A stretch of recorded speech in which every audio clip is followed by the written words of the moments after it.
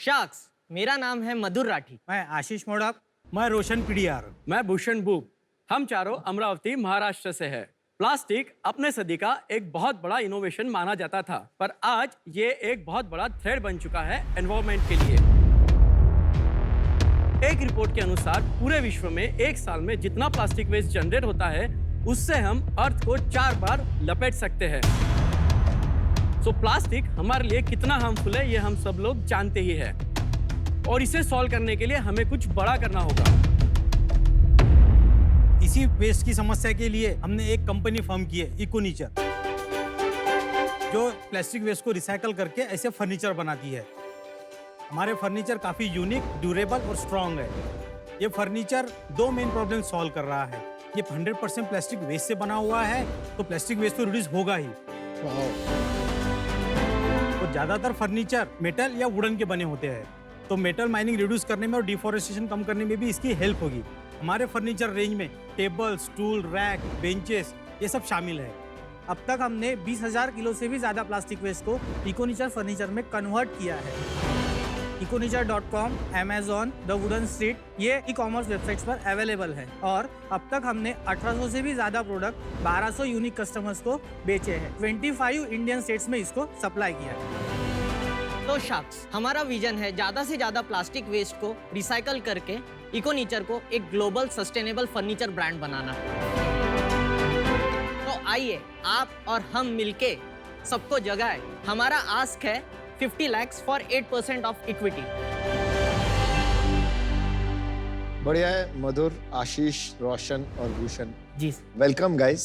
कुछ अपने बारे में बताओ। आप लोग क्या भाई हो, दोस्त हो? नहीं सर बचपन के दोस्त है। मतलब बचपन में साथ ही पले बड़े हो?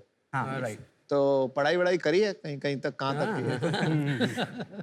तो सर ये जर्नी की शुरुआत मेरे से हुई थी। मैंने अपना इंजीनियरिंग नागपुर यूनिवर्सिटी से किया था। फिर मैं महिंद्रा एंड महिंद्रा में जॉब किया। उसके बाद में फिर MBA करने वेलिंगकर बैंगलोर गया। वहाँ पर मैंने एक वेस्ट मैनेजमेंट कॉन्फ्रेंस अटेंड करी। तो वो कॉन्फ्रेंस में मुझे पता लगा कि एक US की कंपनी है वेस्ट मैनेजमेंट इंक करके, वो फॉर्च्यून 500 कंपनी में। तो मैं बहुत प्रभावित हुआ कि ऐसी भी कंपनी है जो कचरे से पैसा कमा रही है। तो फिर मैंने उसके ऊपर और रिसर्च किया। फिर MBA के बाद ही मुझे बैंगलोर में एक वेस्ट मैनेजमेंट कंपनी खोलनी थी, बट वो टाइम में खोल नहीं पाया क्योंकि फंड भी नहीं थे और पापा ने भी मना कर दिया था, कचरे में काम नहीं करना है।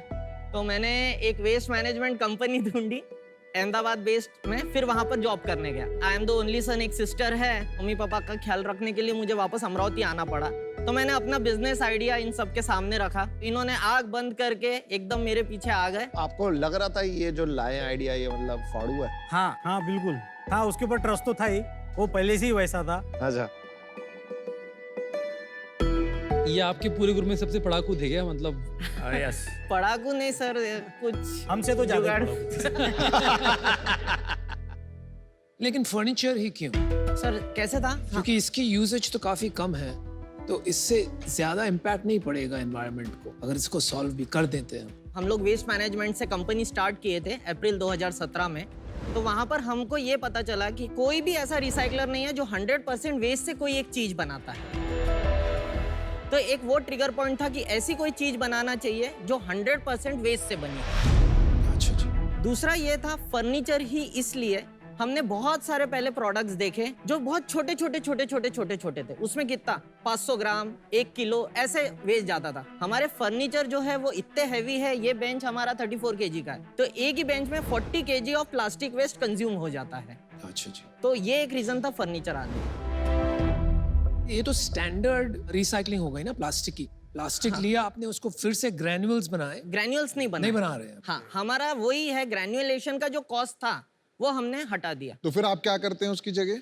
हम लोग क्या करते हैं, जो प्लास्टिक सेग्रीगेट करके स्मॉल पार्टिकल बनाते थे। इस टाइप के प्लास्टिक होते थे, ये जैसे ब्लू कलर के प्लास्टिक रखे हुए हैं, उनको हम लोग ऐसे ग्राइंडिंग में कन्वर्ट करते थे। और यही ग्राइंडिंग से डायरेक्ट हम लोग ऐसे लकड़ी के जैसे लंबर्स बनाते थे। और ये लंबर को बाद में कटिंग, स्क्रूइंग, ड्रिलिंग करके हम लोग ऐसे फर्नीचर्स बनाते थे। सर ये लकड़े के जैसे दिखने वाले बीम्स बनाए हैं। इसको मेल्ट करेंगे इसके बाद? हाँ। और उससे बार बनेंगी? हाँ।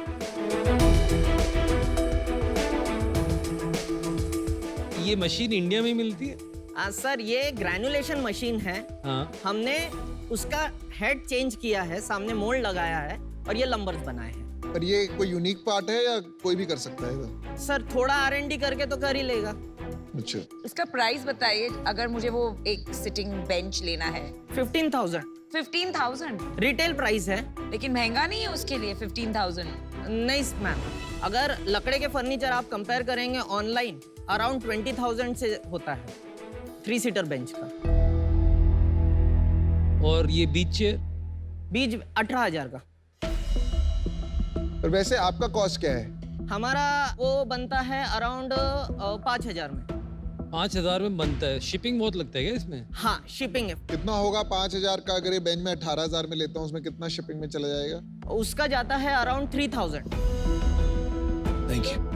सेल्स क्या है आपके? हमारा लास्ट ईयर का 1.3 करोड़ का सेल था, वाओ। जिसमें से 18 लाख का फर्नीचर से आया है, क्योंकि ये कंपैरेटिवली नया है, 2 ही साल हुए इसको लॉन्च किए। बाकी किससे आया?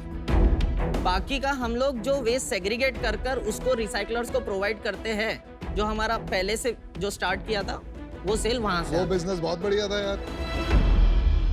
सर वो एक्चुअली बिजनेस ऑफ क्वांटम है। इसमें जैसे अगर ग्रॉस मार्जिन देखेंगे ऑन एन एवरेज हमको 65% मिल जाता है, उसमें हमको सिर्फ 26% ग्रॉस मार्जिन मिल सकता है। पर इसमें एक चैलेंज आता है फर्नीचर बिजनेस में, इसमें जो लॉजिस्टिक्स और वेयरहाउसिंग कॉस्ट है वो इतना significant portion of that margin ले लेते हैं, जिसको हम इमेजिन भी, हमें लगता है कि विद स्केल करेक्ट। ये कॉस्ट कंट्रोल में आ जाएगा, पर आ नहीं पा रहा है लोगों को। It takes away all the margin in the business. तो पिछले महीने आपने फर्नीचर की कितनी सेल्स की? लास्ट मंथ किया 2.5 लाख, ये मंथ अभी तक के 4.8 लाख हो गए सिर्फ फर्नीचर? सिर्फ फर्नीचर। और कचरे के बिजनेस की कितनी की? सॉरी ऐसे बोलने में नहीं exactly it is good good. हंसी आती है, लेकिन लास्ट मंथ अराउंड 7.5 लाख थी, अभी तक के 8 लाख हो गई है। वेरी गुड यार, 8 लाख का फर्नीचर। तो टोटल 8 लाख और 5 लाख समझते हैं ये महीने का, 13 लाख हो गया। राइट। तो धीरे धीरे 40% या 30% मानते हैं आपका बिजनेस हो गया है, नॉट कचरा बट फर्नीचर। फर्नीचर का एग्जैक्टली। अच्छा, समझ गया। ये साल का हमारा टारगेट है कि 1.1 करोड़ हमको वेस्ट मैनेजमेंट बिजनेस से आएगा और अराउंड 50 लाख हमको ये बिजनेस से आएगा। आएगा, बहुत अच्छा बोला, आएगा। अमरावती टोनी जाएगा। मधुर, मैं अपना डिसीजन बता देता हूँ। अभी ये बिजनेस मेरे को लग रहा है कि अभी बहुत अर्ली है आप लोग। अभी तो खाली 18 लाख का ही बिजनेस हुआ है। तो आपका मेन बिजनेस ये नहीं है अभी, और आप अपने बिजनेस को कन्वर्ट करना चाहते हो from that business to this business. जैसे पीयूष ने भी बोला, इसमें मुझे लगता है लॉजिस्टिकल इश्यूज बहुत सारे आएंगे। सो मैं अभी के लिए आउट हूँ, but all the best. Thank you sir. Thank you sir. मैं भी अपना डिसीजन बता दूंगी। तो ये एक ऐसा बिजनेस है जहां मैं वैल्यू बिल्कुल आपको दे नहीं पाऊंगी। एक्सपर्टीज नहीं है। एक्सपर्टीज भी नहीं है, मदद भी नहीं कर पाऊंगी, दोनों। एंड इस वजह से आई एम आउट।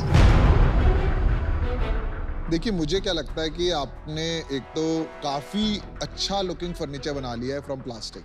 राइट। एक और चीज बहुत अच्छी है कि आप लीडर हो, तो सीईओ बिजनेस का डिफाइंड है, कोई इसमें कंफ्यूजन नहीं है। मैं आज इससे बाहर हूँ प्राइमरीली बिकॉज मुझे ये फर्नीचर बिजनेस में जो स्केल का चैलेंजेस लग रहे हैं, मुझे लग रहा है एज एन इन्वेस्टमेंट अभी थोड़ा जल्दी है मेरे लिए। पर जो आपका मेन रिसाइकलिंग बिजनेस है, मुझे लगता है अगर वो होता तो I would have been interested. But I think it is a good category, but it will have its challenges. But best of luck. Thank you sir. Sir आप आके एक बार टच एंड फील कर सकते हो। हाँ बिल्कुल, मैं तो सोच रहा हूँ यार, मैं लेंसकार्ट स्टोर्स में ये लगा देता हूँ और आप पर इसमें बड़ा बड़ा लिख दीजिएगा कि मेड फ्रॉम रिसाइक्लेबल प्लास्टिक, ताकि एक शुरुआत हो, लोगों को मैसेजिंग मिले। इसकी ड्यूरेबिलिटी हम लोग आपको बता सकते हैं सर अभी, अगर आप चाहे तो। नहीं, इसमें ये दो इन है, आप इनसे बात कीजिए। अरे नमिता मेरे से बात कर रहे हैं तो करने दो ना यार थोड़ा बहुत। ड्यूरेबिलिटी दिखाओ, कैसे मतलब अब तो हम बात करेंगे आइए। नमिता, अब आपको उंगल देनी है ना। आप कुछ नहीं लो, अपने डंडा लगाएंगे।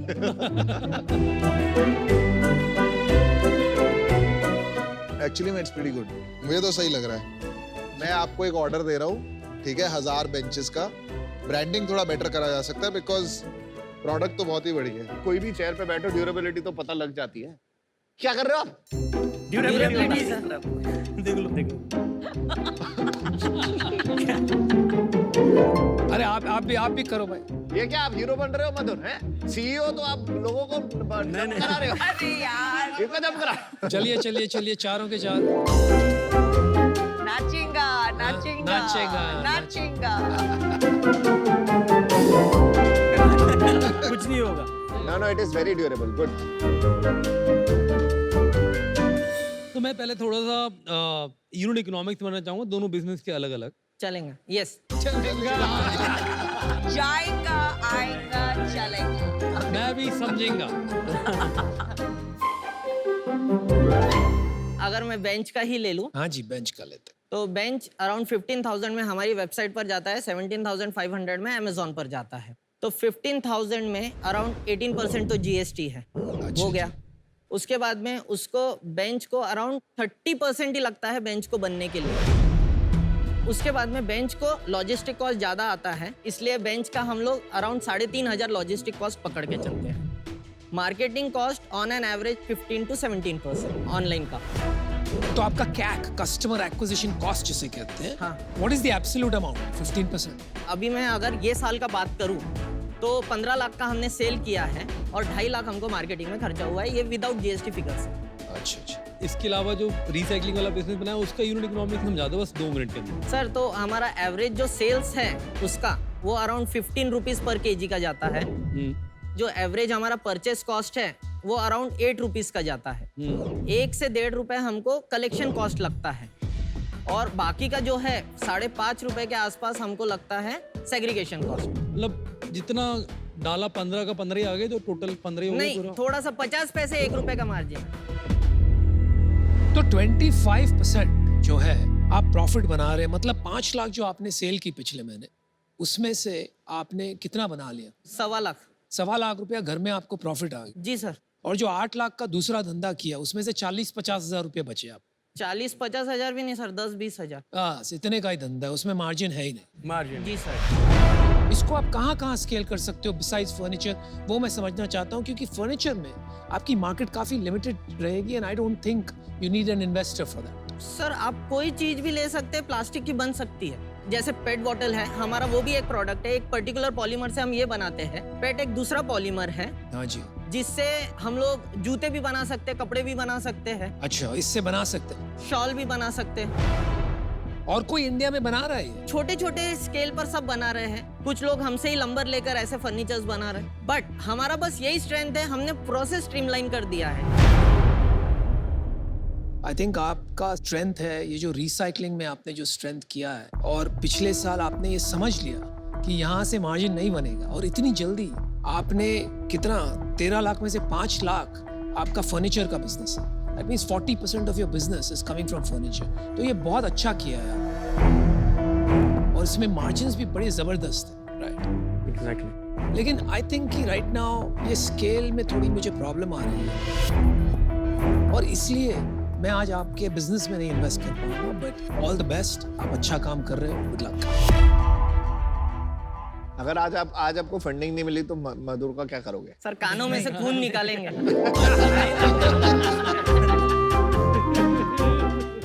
अभी जितना सपोर्ट किया है उससे डबल उसको और सपोर्ट करके आगे जाएगा। गुड। मेरा जो मेजर इंटरेस्ट था एक्चुअली, जैसे पीयूष का इंटरेस्ट था रिसाइकलिंग में, मेरा एक्चुअली इंटरेस्ट था कि कितना बड़ा मार्केट हो सकता है इन फर्नीचर का। और अभी मुझे लगता है कि एडजेसेंट कैटेगरीज और प्रोडक्ट्स भी ऐड करने पड़ेंगे टू इंक्रीज स्केल, और अभी करंट इसके अंदर भी स्केल काफ़ी छोटा ही है। तो मैं चाहूँगा कि आप मेरे से टच में रहें, मैं आपकी डेफिनेटली मदद भी कर सकता हूँ। एट दिस स्टेज मुझे लगता है कि मैं थोड़ा B2C साइड पे थोड़ा स्केल देखना चाहूँगा before I enter this business. But I wish you all the best, और मेरे ख्याल से आपने शानदार काम किया है, और जिस तरीके से आप लोग चारों मिलके काम कर रहे हो ना, ऐसी हमने कंपनी बनाई थी गैरेज में बैठ के। तो आप लोग की भी ऐसी चालू हुई है, निकल पड़ेगी। आप लगे रहना बस। All the best. Thank you sir. Thank you. Thank you. Bye.